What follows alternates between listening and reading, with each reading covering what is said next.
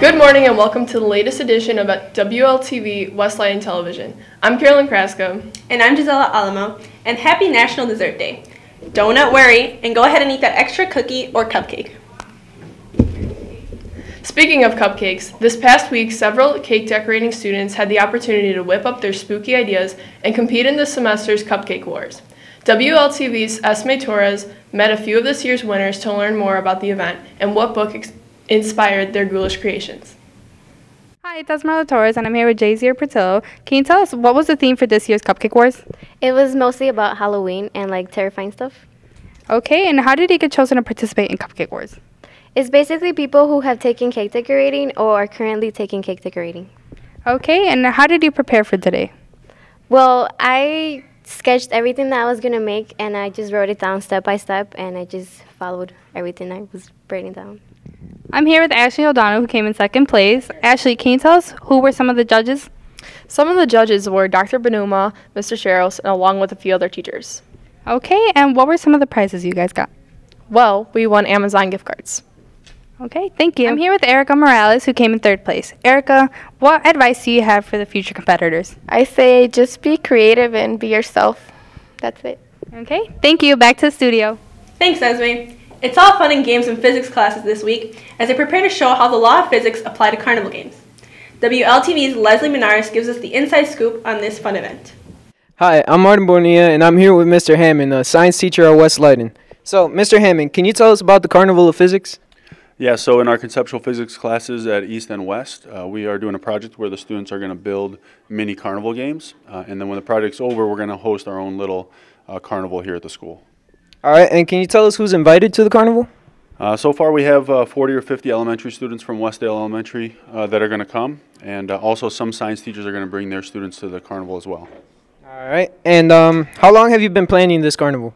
It's been planned for a long time. We've been working on it so far maybe about 2 weeks in class, and we're about halfway done. The first week of November is going to be the actual carnival that we're going to have, so we're about halfway through. All right, and last question, are you comfortable sharing your height with us? 6'7", thank you.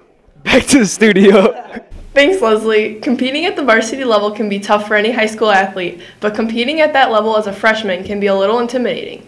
So when West Leyden's Sutape Chantapim made it into sectionals for the golf team, it was quite an accomplishment. WLTV's Beto Reyes got the chance to speak to this freshman phenom before his competition this weekend. Hi, and thank you. I'm Aldo Berto Reyes here with Sutape Chantapim. Now, can you tell us, Sutape, how long have you been playing golf? About 5 years.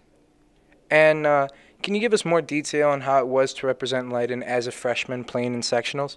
It was a great honor, and I felt honored to represent Leyden as a freshman. And finally, Sutape, is there any shout-outs you would like to give? Mr. Sikorsky. Back to the studio. Thanks, Beto. This past week saw the city of Chicago coming down with a case of Cubby fever. And as the Cubs get ready for the next round of playoffs, it's clear that some people are drinking the Kool-Aid more than others. Here's WLTV's resident Cubs fan, Mikey Zuniga, to see what all the hype is about. Thanks, guys. I'm Mikey Zuniga, and I'm here with Mr. Murphy and Mr. McFadden. Go Sox, baby. Forget the Sox. What is this, McFadden?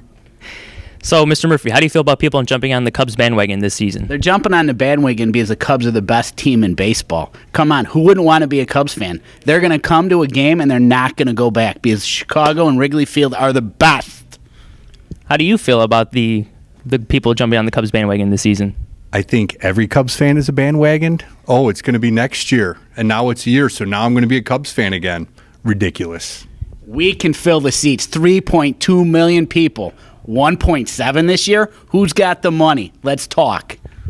Here we go. It's always the same argument. Why can't you fill a baseball stadium? Oh, yeah, because I was at Wrigley, and I was at a big party, and oh, look, a baseball game broke out. Oh, let's beat up a third base coach. Come on now. The Cubs will not win this year. Well, that leads us into our next question. How far do you think the Cubs will get this October? What are you kidding? World Series champions. Come on, go Cubs. Fly the W, baby.